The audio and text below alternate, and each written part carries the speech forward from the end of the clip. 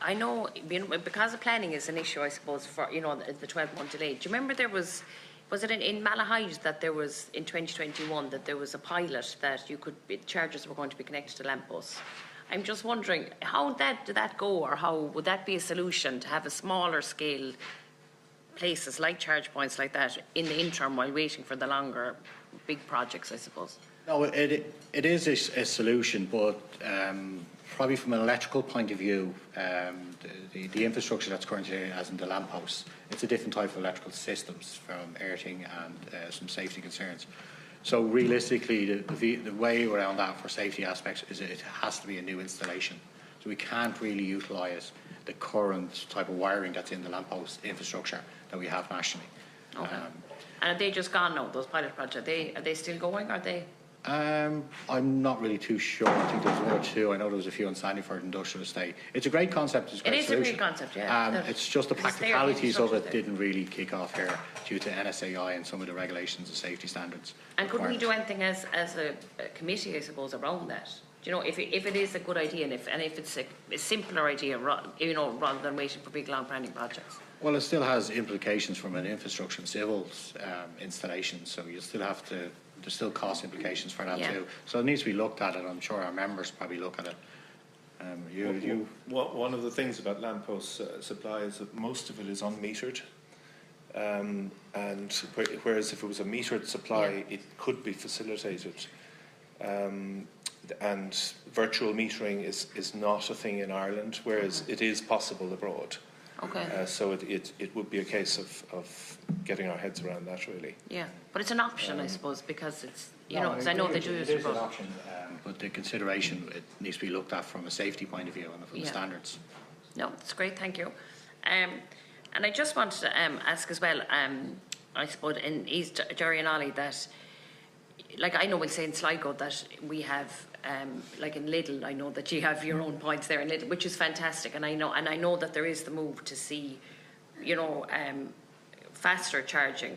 But what about some older cars that mightn't be able to use, that they use the faster charge, that they're not able to use them, and that they're obviously the battery doesn't last as long. So if they're like, I suppose, what's the provision there that there's going to be, public provision for older cars as well?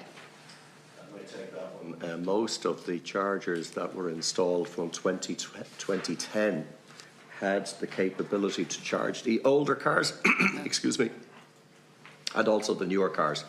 It's a different type of plug and it's a different type of system. None of the older cars with that plug system have been manufactured since 2019. Okay. What we find is that those cars, when they were manufactured anyhow, they didn't have a huge range. No. So they tended to be used in the neighbourhood where people lived, where typically they either had a home charger or those old chargers that were installed, and there were about 1,000 of them that had that old plug. They're still there. So you've got a reasonable coverage of chargers with the old plug still out there to cover a dwindling cohort of vehicles. So it's not really an issue. I think the bigger issue is to expand upon where we're at now and to cater for all of the flood of new cars that can come on the road. It's not in huge terms a practical challenge.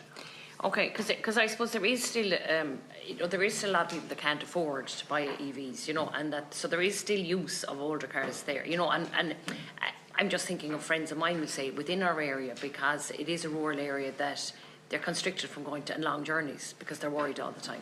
So there probably still is a little bit, but whether you want to invest, whether it should be more investment in that, as a public good, a public service. On our public network at the moment, that type of charging socket, CHAdeMO, would be low single digits. So like in what we actually see in the public arena, there's very low usage of that. So it's smaller, and it's in the 2 years that I'm in role, it's dropped from double digits to single digits. Okay.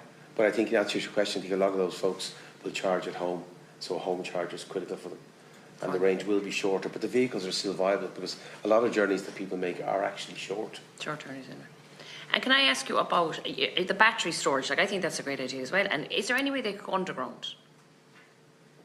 Do you know, when you didn't you say about that you wanted to have the how large? We spoke about planning, whether it's a planning issue or it's a there does need to be some kind of change in planning law. But could they go underground if it's you know, is there any option for that? And if I may add to that, there is they can, of course they can, but the knock-on effect for that, there is standards around the operation and usage, charge and discharge of a battery, a BESS system they call them. So the regulation really, it'll add quite substantial financial implications to it. It wouldn't really be financially viable. Okay.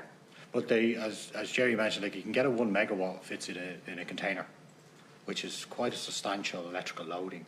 There's smaller ones, smaller footprints that size of a sort of a small sort of file cabinet, the old metal file cabinets, similar enough to that. They're up about 100 kilowatts, 200 kilowatt hours, and then the larger scales.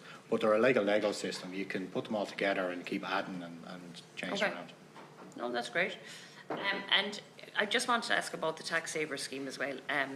How would that work? Can you see how that would work with, we say, if it was all incorporated into, so well, this is Hugh and Michael, that how this would be incorporated into the LEAP cards? Like, how is it going to work where the two of them are combined together?